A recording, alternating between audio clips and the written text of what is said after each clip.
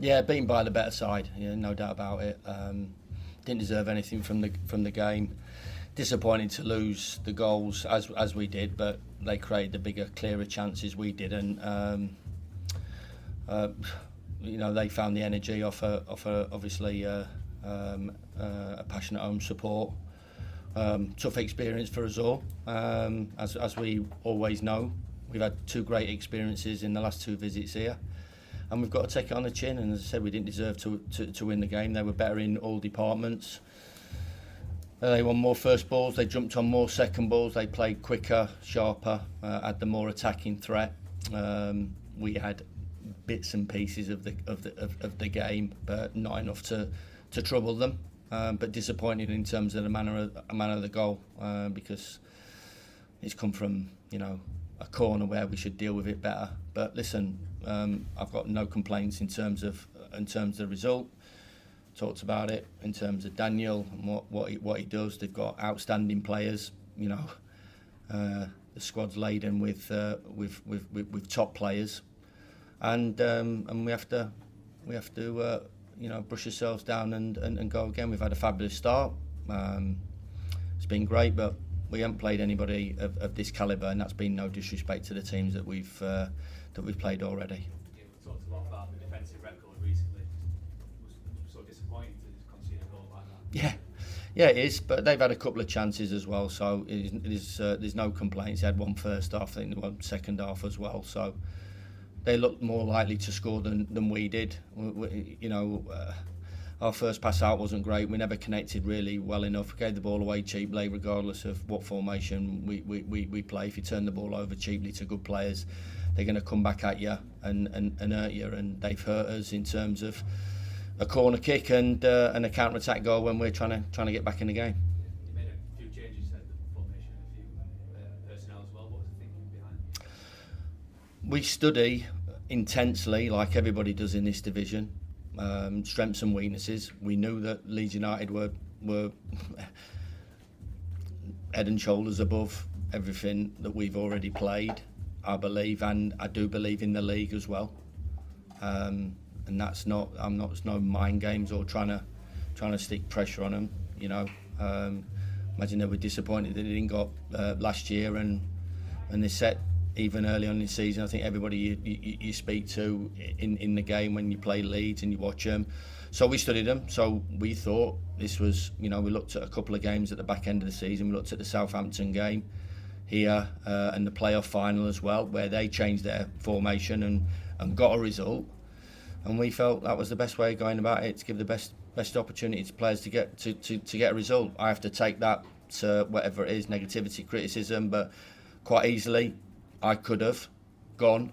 That would have been the safe bet, and maybe wouldn't have got any criticism. But this is the gut. This is why I've managed quite a long time. This is why I've been fairly successful in my coaching and managerial career, and with the help of the coaches as well. We all committed to it. When you give a ball away, when there's no one near you, when you don't bounce it out, when there's a chance to bounce it out, I think it's quite easy and cheap to go formation. We just weren't good enough individually and as a team on the night, and made some poor decisions, turned the ball over cheaply, and as I said, they come roaring back at you. Would have delighted to have got a result here, but it would have been a backs against a result, backs against the wall performance stroke result. But I've got no issue in losing games of football, and we've had a fabulous run. And it wasn't our night tonight, and we have to lick our wounds and get ourselves back down the M1 and go again for next week. So is that another test of character now, to go again, to back yourself from this bounce back?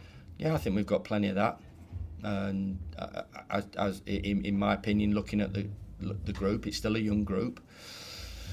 Talked about it at Portsmouth a couple of weeks ago. Some of these players tonight have maybe not experienced that type of environment, but as I said, we weren't good enough on the night, and it's how you react to disappointment, how you react to that sort of defines you as a player. Been a lot of good things said about the group so far this season. it's been a fabulous start before tonight. You know, Man City, Arsenal, and us. So we earn that right to be undefeated. But we've come up against a different animal tonight, and we have to accept that and deal with it. Just looking on to Wednesday, disappointed to lose Vinny for that one, especially in the manner that he was. Yeah, I think we both thought that there might have been a main refereeing as big a game as what it was, and Vinny said that he's not really done anything and it's a cheap booking. We'll study it. He said he's not done anything on it, but apparently the fourth official said that he's made a gesture about a yellow card, and if he has done, when we'll look back at it and reflect on the game and study the game, then he deserves it, because those were the things that came out of the referees' meeting, that they won't accept that, and you'll get booked for it. But if he hasn't, then it's obviously a mistake, and we're going to miss an important player for us. Chris, did you just create too much pressure for yourself as a team because you weren't able to string passes together? Yeah, we kept turning it over, Stu, and you turn it over to good players, and they're going to come back at you. So, as I said, the main talking point I should imagine from our point of view would be that sort of the formation, but you live and die by that as a manager. So I'm not going to beat myself up about it. It was long and hard in terms of how we would go about it. We talked through to the players how we were going to go about it. It wasn't a negative formation. They put 6 on the top line, 6 players on the top line. They gamble, and they gamble well on it. They put 6 on the top line. You have 4. There's a big overload. You got Nonto, and you got the other boy off the other side, and you got Jaden and Firpo. They're good operators, and you've got the 10, Aronson, and you've got Pirot as a 9 making forward runs. So we could have put 4 there, and it'd have been 4 versus 6. So we thought that was the best way. Southampton thought it was the best way last year to get a result against them at Elland Road and at Wembley, and they did a job. But I would imagine Southampton's quality was better than our quality tonight. So I'll not accept that, but I understand it why. But I think it's a cheap one. We turned the ball over, made poor decisions. Midfield players never really connected. We forced it. We had little bits of the game, but not enough to really create any pressure and put them on the back foot. And if you don't, then they're going to create the bigger chances. And however they score their goals, they'll find that way to score. Was the game plan at the start sort of along Hull lines to sit in and hit them on the counter? I don't think you can go after them. Nobody's gone really after them. And I think the quality of the players, you've got to recognise that. You know, they're a really good team. We had it in the Premier League. If Arsenal went to Man City, the teams go to Man City. I'm not making comparisons, but in terms of what Leeds have got in this division, 2 midfield players are outstanding, 2 centre halves, 6 on the top line. Dan James comes on, Solomon comes on, Bamford comes on. And they're missing players as well. So it's an incredibly strong squad. I said before, the investment in the group is there to be seen. The chief exec's already mentioned it. The highest wage bill in the Championship history. So when you have the highest wage bill in Championship history, you're signing really good players, competition for places. That's not taking anything away from Leeds United and Daniel. They deserved their victory tonight. We were off it, they were on it. When you're off it, you're going to get punished. When we're on it, then it might have been a little bit more of a tighter game, but it wasn't, and we go away with the result that is something that we have to deal with.